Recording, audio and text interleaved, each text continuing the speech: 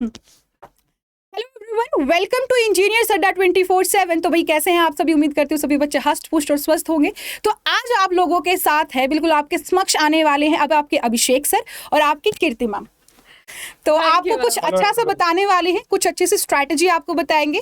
तो शुरू करते हैं कीर्ति मैम से। बताइए कीर्ति मैम, आज हम क्या बताने वाले हैं बच्चों को? मैम सबसे बड़ा टेंशन पता है क्या है? डीआरडीओ का एग्जाम। हाँ जी, लेकिन आज इस टेंशन को हम पूरा रूट से सॉल्व करने वाले हैं। सीबीटी 1 में ऐसा क्या होने वाला है, कितने क्वेश्चंस आएंगे, कितने मिनट का पेपर है, कौन सा सब्जेक्ट है और कहाँ से पढ़ना चाहिए।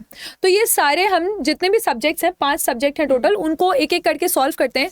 तो अभिषेक सर आपसे स्टार्ट करते हैं, आप बताएं।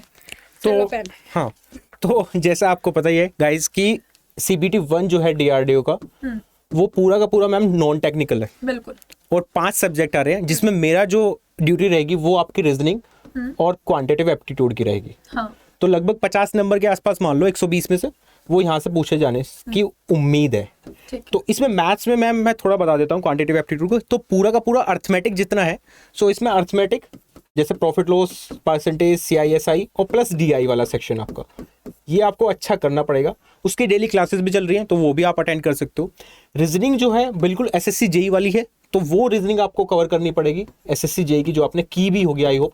तो ये अगर आप दोनों चीज़ें एक साथ कर ले तो आई होप काफ़ी लीड पे आप पहुंच जाओगे। और बाकी आपका GS वाला मैम। Yes sir. तो GS और इंग्लिश का भी मैं बता देती हूँ। तो जो 3rd सब्जेक्ट है वो है इंग्लिश। तो इंग्लिश में ज़्यादा टफ नहीं है, 10th लेवल तक का इंग्लिश है। अगर आप थोड़ा बहुत रीडिंग करते हैं इंग्लिश न्यूज़पेपर, या जैसे मैं अभिषेक सर से इंग्लिश में बात कर लेती हूँ, तो वैसे आप भी थोड़ा बहुत अपने कलीग से, अपने क्लासमेट से इंग्लिश में, हाँ, एक बोलने और लिखने का आप में भाव है, तो आप उस इंग्लिश को कर ले जाओगे, कॉम्प्रिहेंशन और थोड़ा ग्रामेटिकल पोर्शन। साथ ही साथ यहाँ पे GK है।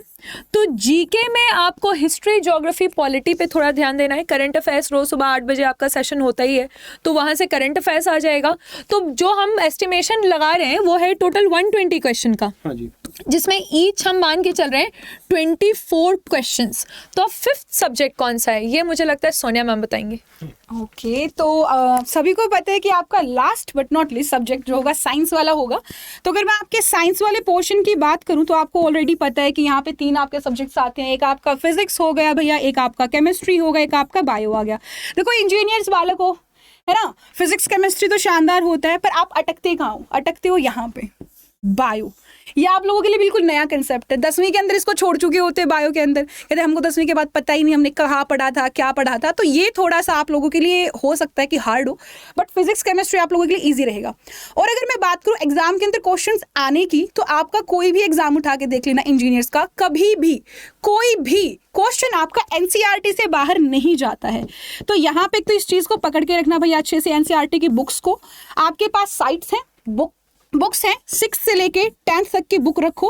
हर कोई चैप्टर, कोई भी चैप्टर आपका साइंस का है, आपको इन बुक्स के अंदर मिलेगा। कोई भी क्वेश्चन है यहाँ पे मिलेगा। तो एक तो इनसे स्ट्रिक करके रखना है, ठीक है? आपका स्टैंडर्ड यही होना चाहिए, ठीक है? और रही बात बायो की, तो आपकी समझने की मैं बात करूँ कि बायो आपको समझ नहीं आती, तो उसके लिए हम हैं, ठीक है? अभी हम हैं भैया, ऐसी बात नहीं है। तो बायो के लिए आपकी प्रिपरेशन चल रही है, थ्योरेटिकल क्लास आपकी चल रही है, पेड क्लासेस आपकी चल रही है, और इवन आपका YT पे भी सेशंस जा रहे हैं, ठीक है? और आपको पता है कि वेटेज तो आपका सेम ही रहेगा यहाँ पे, ओवरऑल सबका 24 जैसे कि मैम ने बताया।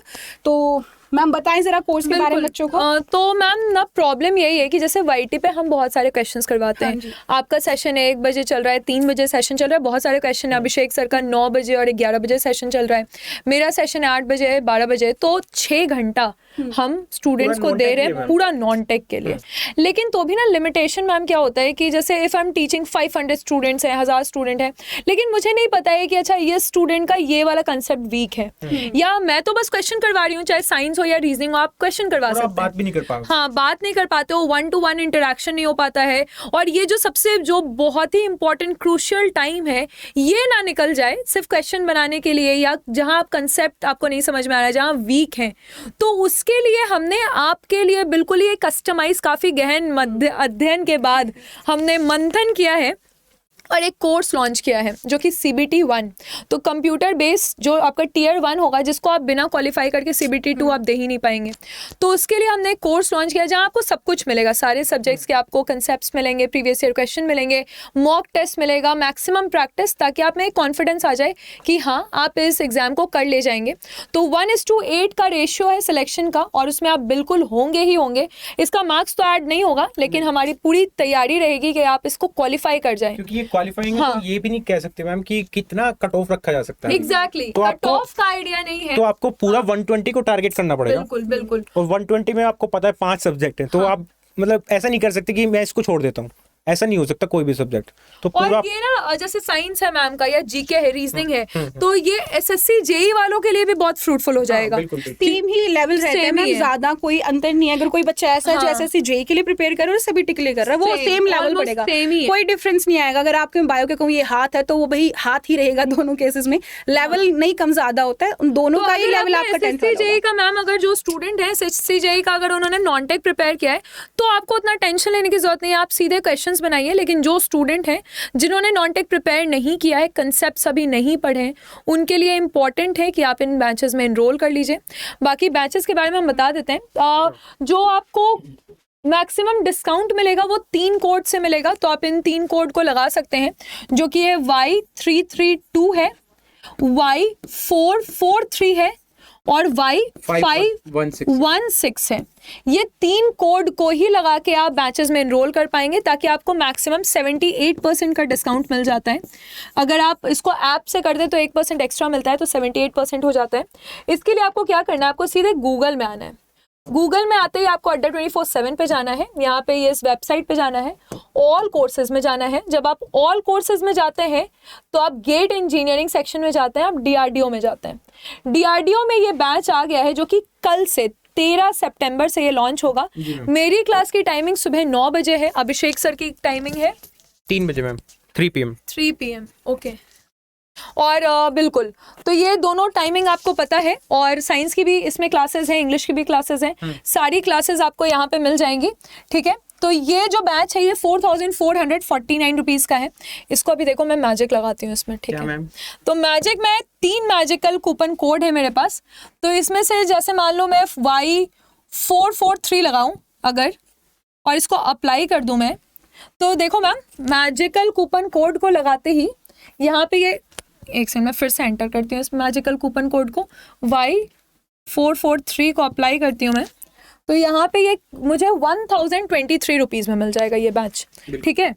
और यहाँ पे और भी कूपन कोड्स हैं, जैसे कि अगर मैं यहाँ पे 516 लगाऊं, 516, तो यहाँ पे ये आपको मिल जाएगा, ठीक है, 1023 रुपीज़ में। और एक और कोड मैं यूज़ कर ही लेती हूँ यहाँ पे, क्योंकि यही 3 कोड में आपको ये मैक्सिमम डिस्काउंट मिल सकता है। एग्जैक्टली। तो यहाँ पे 332 लगा के आपको ये बैच जो है वो मैक्सिमम डिस्काउंट पे मिल जाएगा। आप इसको एनरोल कर लीजिए, कल से आपके क्लासेस शुरू हैं, टेंशन लेने की ज़रूरत नहीं है, क्योंकि CBT 1 के लिए हम तीनों टीचर आपके साथ हैं। बिल्कुल, तो thank you for the session. बताना है इनको। एक्चुअली आप ना तब जाते हो प्ले स्टोर पे, अड्डा 24/7 ऐप को इंस्टॉल करते हो, तो आपको वहाँ पे कुछ कॉइन्स मिलते हैं जो इस कूपन कोड के बाद भी आप उनको रिडीम कर पाएंगे। यानी कि अगर मैं कहूँ कि इसके 1% अंदर भी मैम extra आपको हो थोड़ा सा और मिल जाएगा, ठीक है। तो आपको डिस्काउंट अगर थोड़ा इससे भी एक्स्ट्रा चाहिए तो इंस्टॉल कर लो प्ले स्टोर से अड्डा 247 ऐप को और कॉइन्स रिडीम कर लो, ठीक है। और तो फिर अभी मिलते के हैं लिए क्लासेस में। मिलते हैं क्लासेस में। अभी के लिए All the best. Bye, All have the a nice best. Day and all the best. Thank you.